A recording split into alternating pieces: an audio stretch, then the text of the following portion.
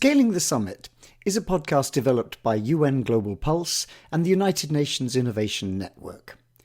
The podcast explores essential elements to scale innovations in development and humanitarian contexts. It draws on relevant innovation research and shares experiences from a wide range of practitioners. Ultimately, we hope to give insight into what it takes to move from an idea to a fully scaled solution within the UN system. Now, good monitoring and evaluation are the foundation for informed decision-making when it comes to scaling up successful innovations.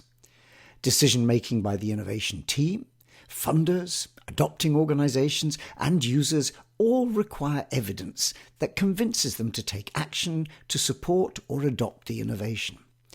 And this evidence can provide essential feedback on the performance and impact of the innovation, its cost-effectiveness and sustainability. Evidence is critical when considering whether, when, and how to scale up the innovation, and it can also highlight areas for improvement. But how can we determine whether an innovation is truly making a difference? How can we ensure that we choose the right approaches to effectively measure change in complex real-world systems?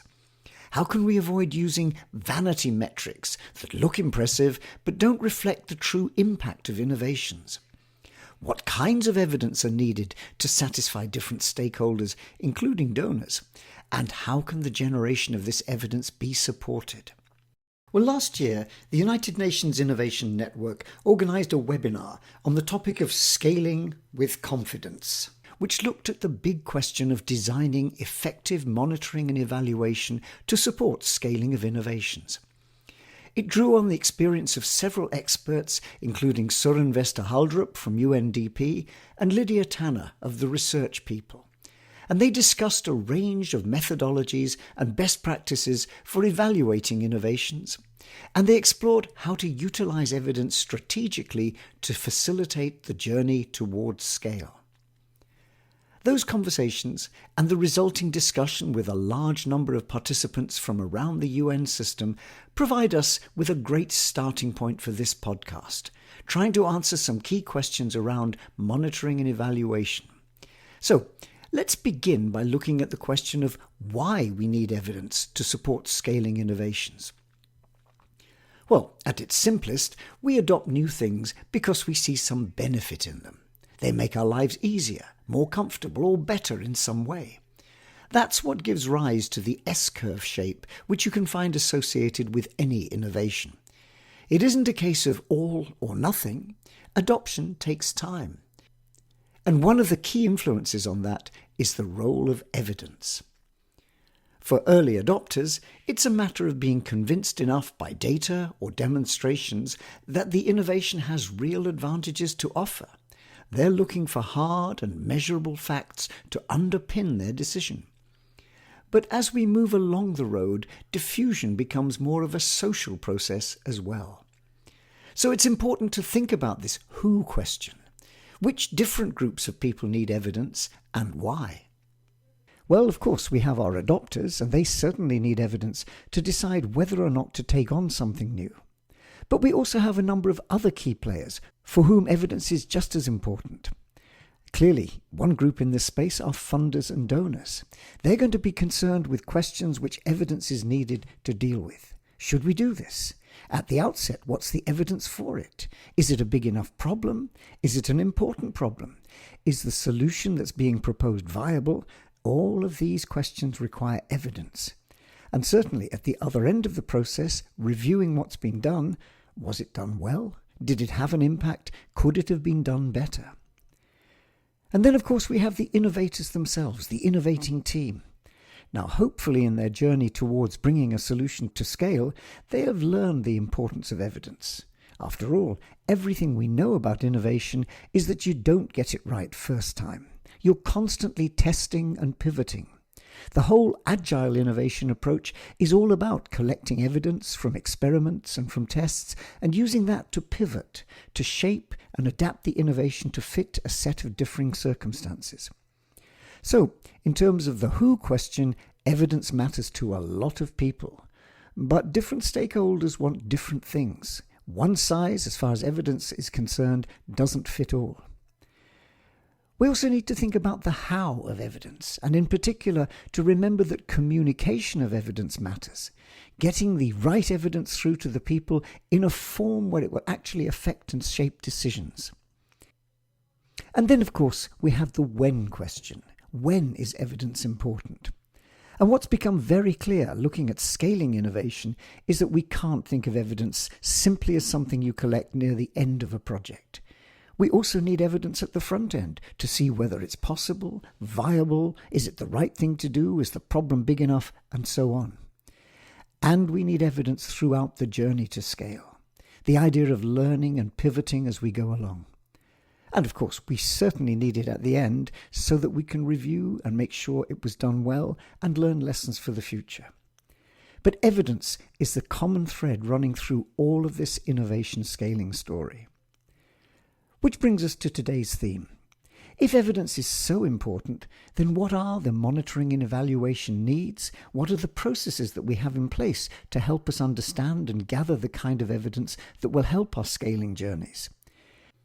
And of course, one of the things we have to recognize is that in the world of social innovation, we're dealing with very complex problems. And this was a theme that was very much picked up by Søren Vesterhaldrup in his presentation at the webinar, where he particularly addressed some of the lessons that they've been learning in UNDP around this complexity question. In particular, he highlighted 4 key challenges when we're working at scale in complex systems. I'm coming at this from the angle of sort of complex systems. I work in a team in UNDP tasked with helping the organization, supporting country office colleagues and other partners, and trying to understand complex problems in a different way and figure out how we can better tackle these types of problems. Now, when we work on complex problems, there are a few conditions at play, and these have implications for monitoring and evaluation. And this applies when we work at scale to try to affect wider systemic change. First of all, no single actor can create change alone. Whatever we do, or whatever innovations or solutions that we try to implement or scale, are only going to be one part of the puzzle if we are interested in affecting wider systemic change. Many other things are at play. So there's not going to be one single solution that we just need to find and scale to change, to tackle some complex problem or shift the whole system, whether it's transition towards new renewable energy or rethinking tourism or what have you. So in this connection, we don't necessarily know how our efforts will play out either. So we don't have these linear cause and effect relationships where we know that if we do A, then B will happen, because whatever we do plays out in a wider context. And lastly, change takes a long time. So it might be not only years, but it might be decades. So how do we know if we're being successful if we don't know necessarily what the solutions are or how to get there, and change might take a long time anyway?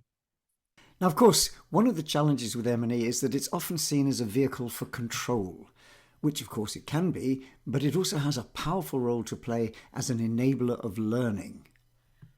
M&E is, first of all, a vehicle to help us learn, just like John was talking about. Learn about many different things, and exactly what you need or want to learn about is something you need to sit down and think about.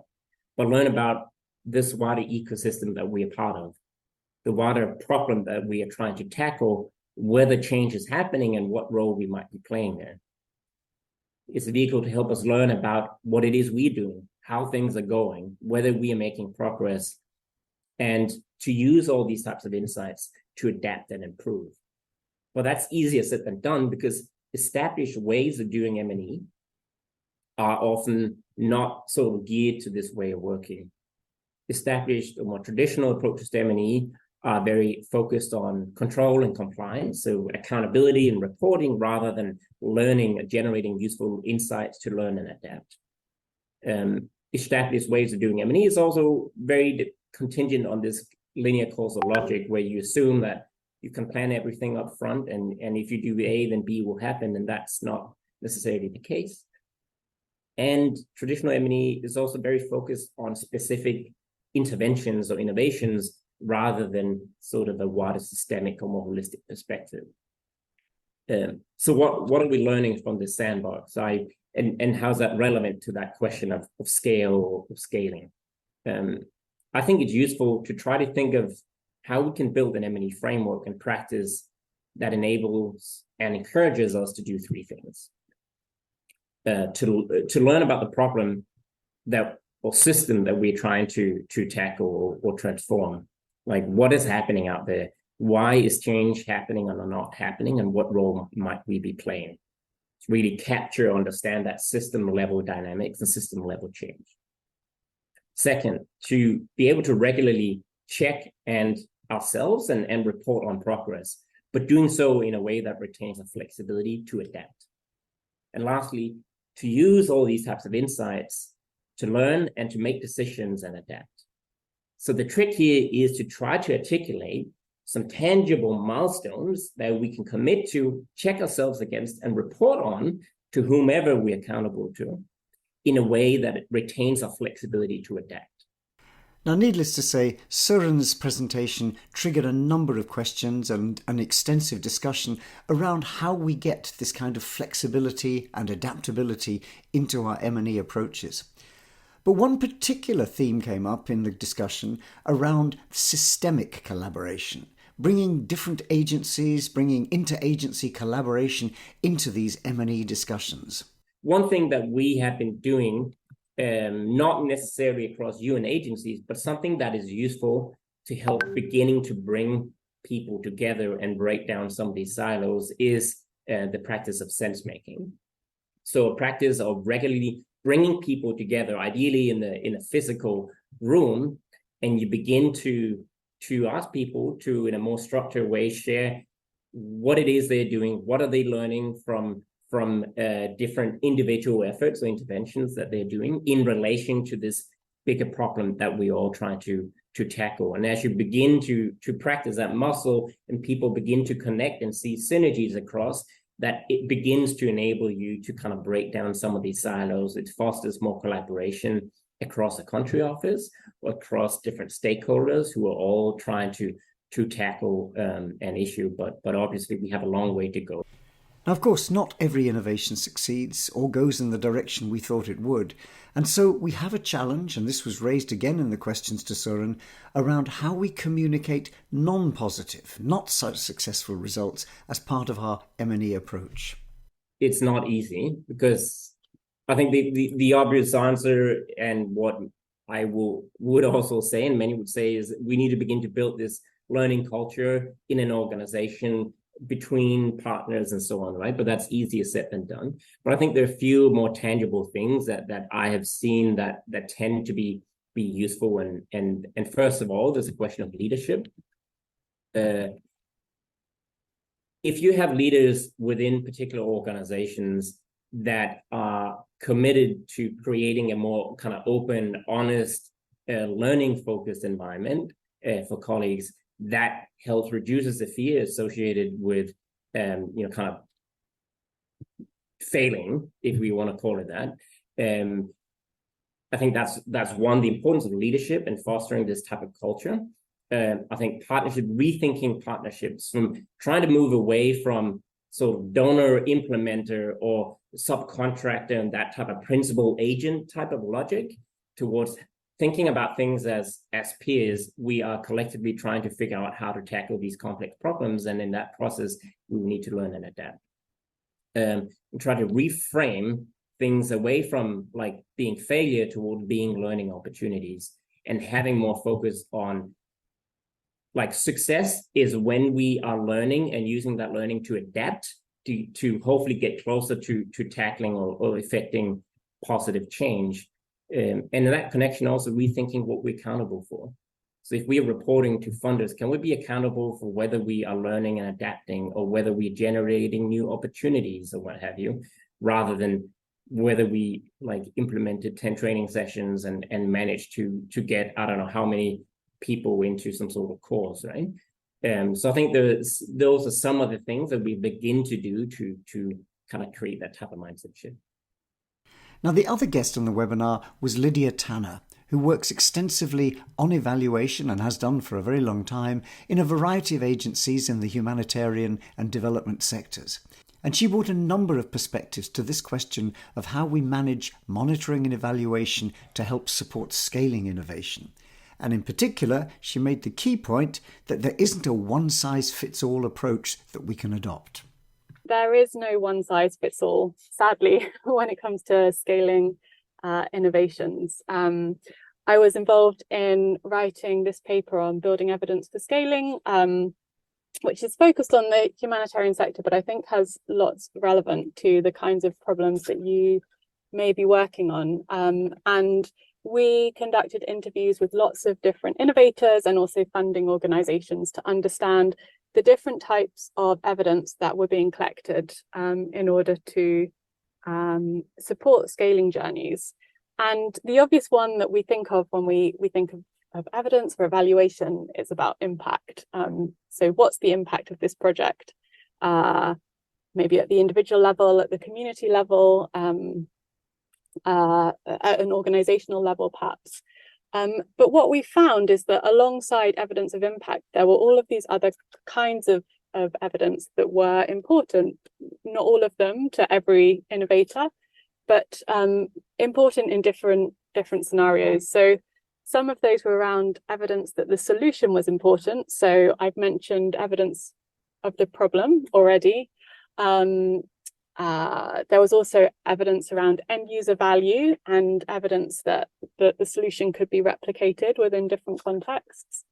But also, kind of surprisingly, lots of organizations were having to generate evidence around the structures that they had in order to implement the solution. And so lots of evaluations that were being conducted were about ethics, the extent to which different ethical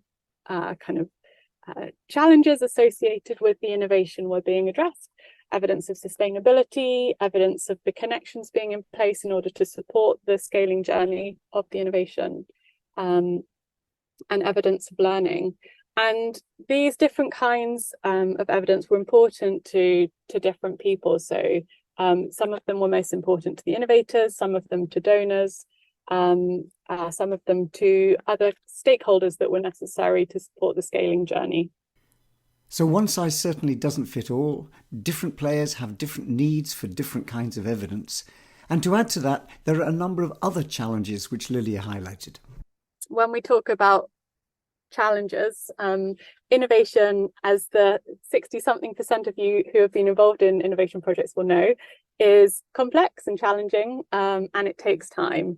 And all of those things make traditional monitoring and evaluation really difficult.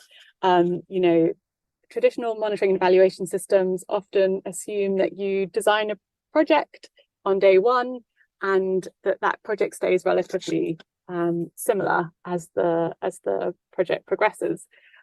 Innovation, by contrast, often the project can look wholly different a year down the line, 2 years down the line, compared to the original design. So having been involved in many evaluations herself and also looking hard at this question of how do we manage and design the process, Lydia shared some reflections on what lessons might have been learned that could help us think about our scaling journey. And so I wanted to kind of highlight, therefore, from the work that we've done and the evaluations I've been involved in, both with projects and at a funder level, some of the common lessons that have come up in terms of when we think about monitoring and evaluation of innovation, what are some of the kind of common themes across all of these different evaluations that we've done. And if you remember only one thing from what I say, I think the most important thing is that the right methodologies and the right approach is really going to depend on your scaling journey. So an innovation that's being scaled within an organization is going to have really different M&E needs to a startup that is being scaled across with, partnering with lots of different kind of customers or clients. And this kind of really echoes what Soren was saying about the role of leadership and the role of partnership and understanding the different priorities of different stakeholders. So the first question we always ask when we are going to do an evaluation, or when we're thinking about supporting innovators in designing an evaluation methodology is, who are the people that you need to influence and what questions are they going to ask you, and design your M&E around that. The second is thinking about what type of impact you want to measure, because the best approaches, the best people to do the evaluation or to support the monitoring, and the best tools are going to depend on really knowing what that type of impact is. So is it impact that you're hoping to see at the individual level, at a community level? Is it impact where you're going to want to understand from a kind of complex systems perspective what the change has been? Or are you doing something like an education initiative where really it's about the impact on an individual child and their learning journeys? Third is to think about learning as well as evidence. So as well as the kind of evaluation findings, I guess, that you might want to generate, what are the rhythms of learning that you can build in? How can you build kind of curiosity into the process? And I think Soren, you did a great job of outlining some of the kind of processes that you can use in order to do that. Fourthly is to prioritize. So often we see innovators trying to do too much, and my advice is always to say, do a few things well rather than lots of things badly. And then finally, what additional skills do you need to bring into your team? And that might be independent evaluators, academic partnerships, short-term consultancies. Well, to help us dig a little deeper into these big questions, we're very, very pleased to have two people today with us who've got extensive experience of working in this space. Natalie Rame is Deputy Head of the Innovation Service at the United Nations High Commissioner for Refugees, UNHCR, and amongst many other things, she's responsible for the monitoring and evaluation function of the service, making sure that robust monitoring and evaluation frameworks are in place, which are going to be crucial for collecting the evidence needed for scaling innovation effectively. And Miriam Mlenga Chitulu is a Programme Monitoring and Evaluation Officer at UNHCR, and she's leading efforts to measure and analyse the impact of UNHCR's Global Innovation Services programmes. So she designs M&E plans, frameworks and tools, and creates aids to support smart indicators and consolidates the data for decision-making and programme enhancements. So Natalie, Miriam, thank you so much for joining us, and we're really looking forward to learning from you. Perhaps I could begin with a nice big open question. Why do we need evidence to help scale innovation? In your experience with UNHCR, why is evidence so important? Thank you very much, Sean, and thank you for having us. Maybe I can try to answer that question and then give the floor to my colleague Miriam, who is also an expert in the subject. But I think that while there are many innovations that receives initial funding and support to test and pilot, very few successfully scale beyond that pilot stage. And this is often due to insufficient funding for scaling efforts. And this is where evidence can be very powerful. So evidence really supports the claims of an innovation's impact, relevance, but also readiness for scale. And so that is a way to facilitate better decision-making and convincing stakeholders of the innovation's value. So I think by showcasing a comprehensive picture of the innovation, effectiveness and sustainability, that evidence helps in securing the necessary buy-in from the different stakeholders, be it partners, funders, implementers, which is then critical for moving beyond that pilot phase to wider adoption and impact. So evidence plays a critical role in informing really the scaling journey and generating support and winning allies. And so evidence really should be seen as a tool for innovator rather than a burden, which is how they often consider it. And I also think that there is anyway also a lack of consensus on the type of evidence that is required. Lovely, thank you, Natalie. Miriam, any thoughts? Thank you very much, Natalie, for that. In addition to what Natalie has said, when it comes to evidence, it is very important that we make sure we provide both quantitative and qualitative data that can support the assertion that we are presenting to the world, or we are presenting as far as any project or programming is concerned. So with that, I would say evidence allows for replication of any project or to scale up. It also allows for adaptation to ensure that whatever is being implemented has a backing or a backbone to ensure that the replication process in itself is backed up by something that is substantial and will allow for implementation for future programming. So as an M&D expert, I've been engaged in various projects that required evidence for replication. So for instance, at one point I implemented a project that engaged child protection services offered to various children within the context of Malawi. And within this project, basically what we're doing was to make sure that we are documenting cases of child violence and also linking the various survivors of the violence to different service points as well as treatment, and then ensuring that the perpetrators of violence to these children face justice.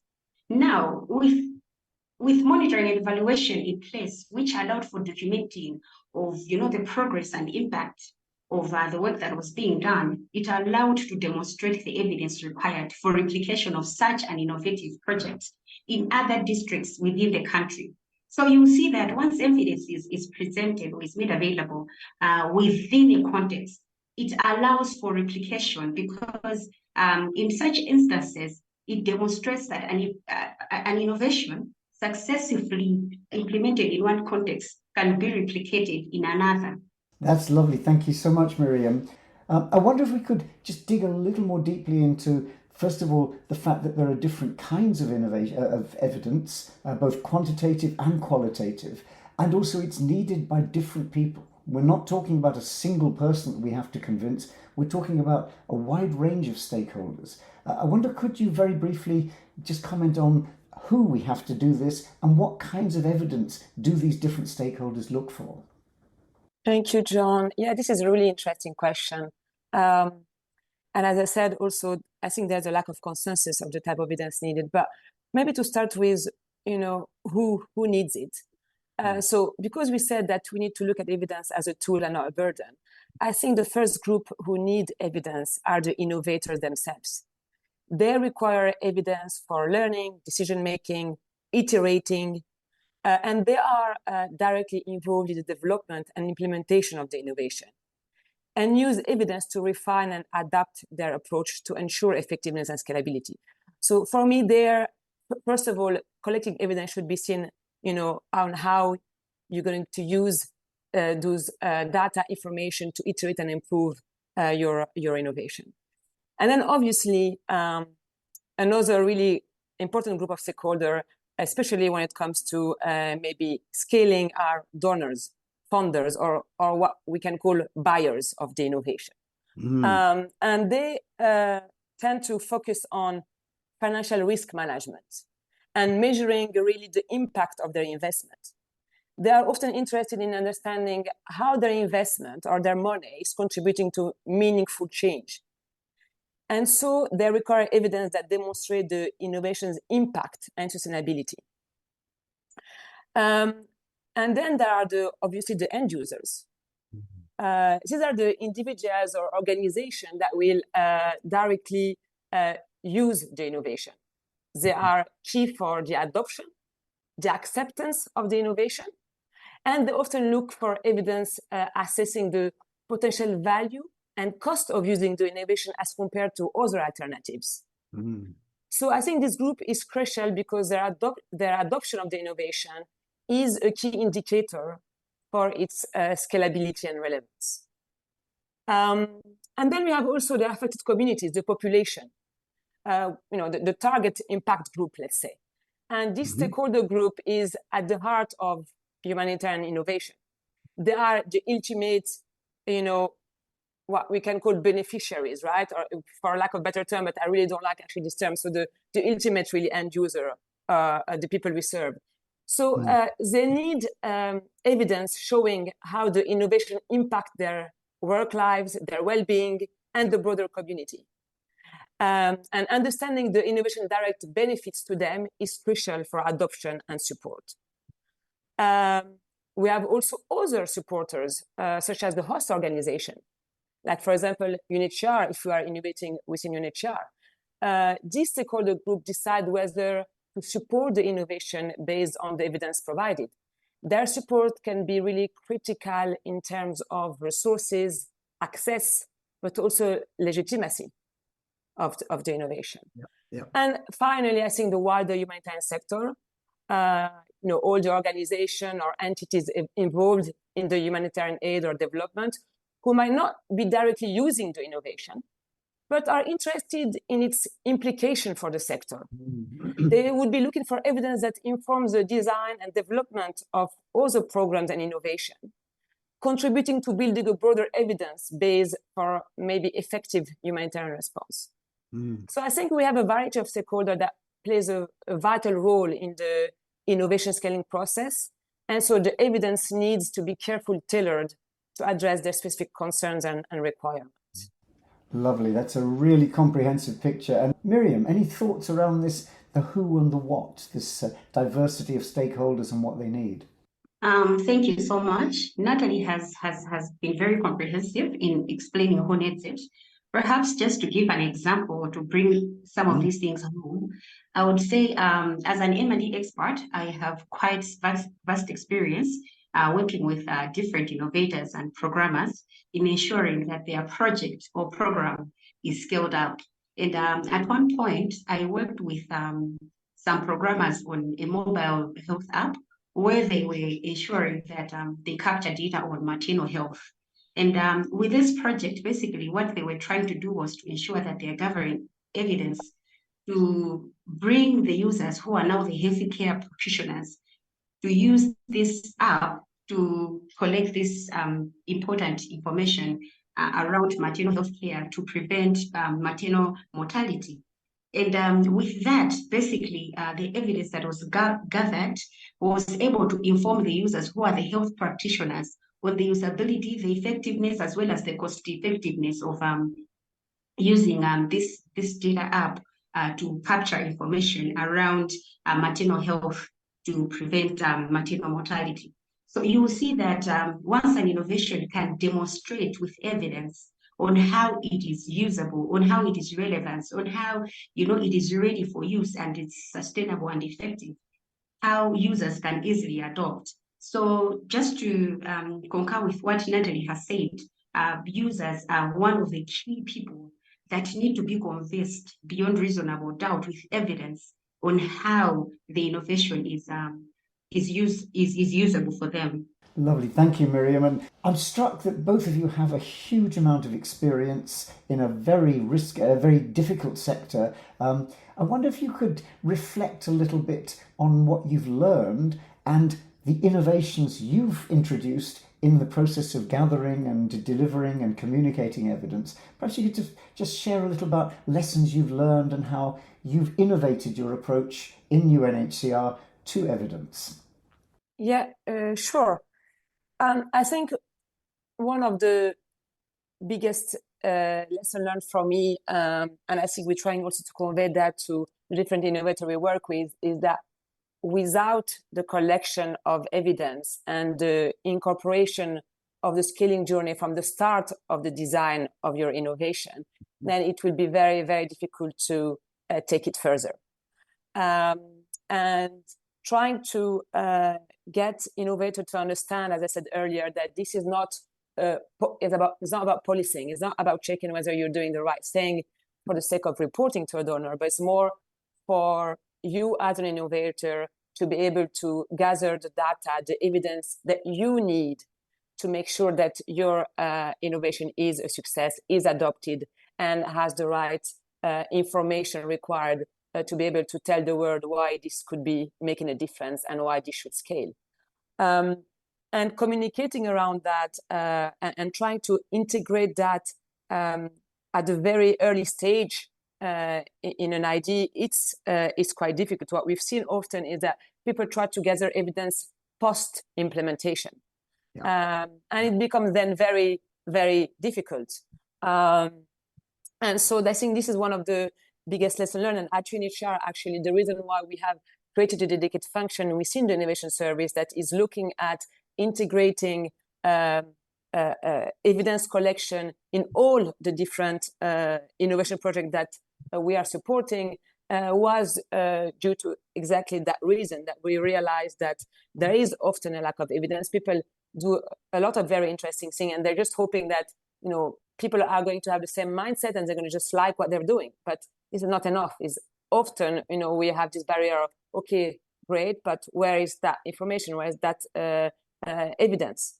And I think it's been a long journey, and we're trying to communicate more about that and make it as easy as possible for the different teams to find ways to collect evidence, but mainly to use that evidence first to iterate within their innovation journey.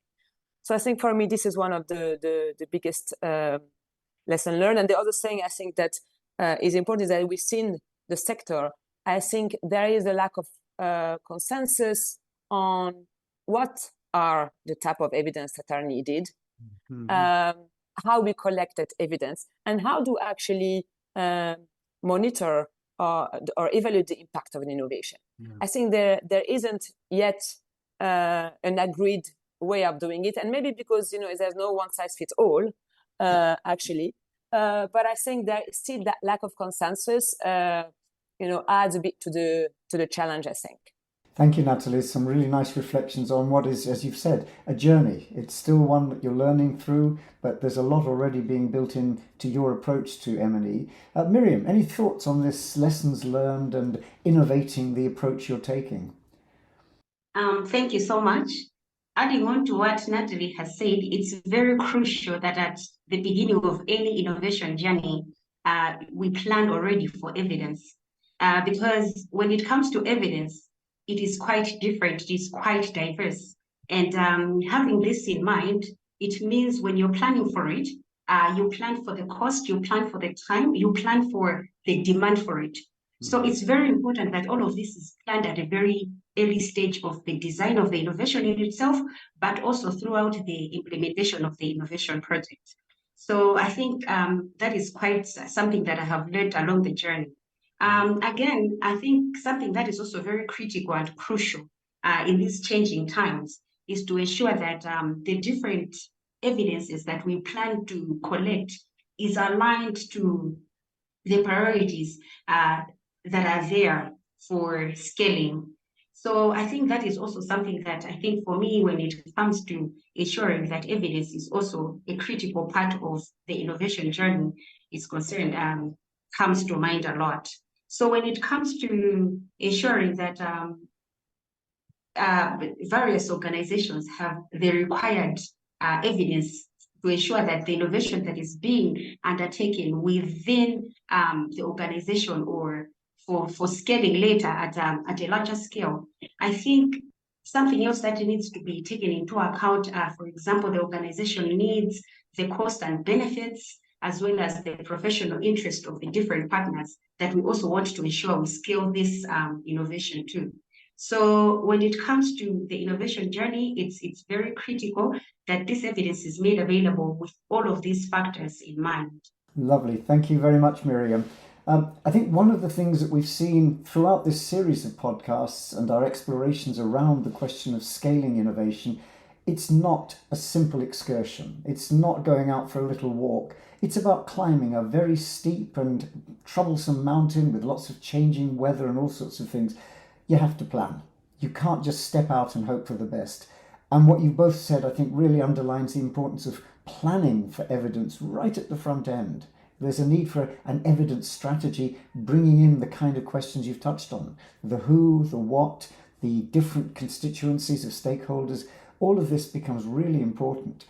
But I think, particularly in your last comments, there's a great deal of learning going on about how to do this effectively. Thank you both so much for sharing. That's really helped enrich our exploration around this key question of evidence and monitoring and evaluation. Thanks so much.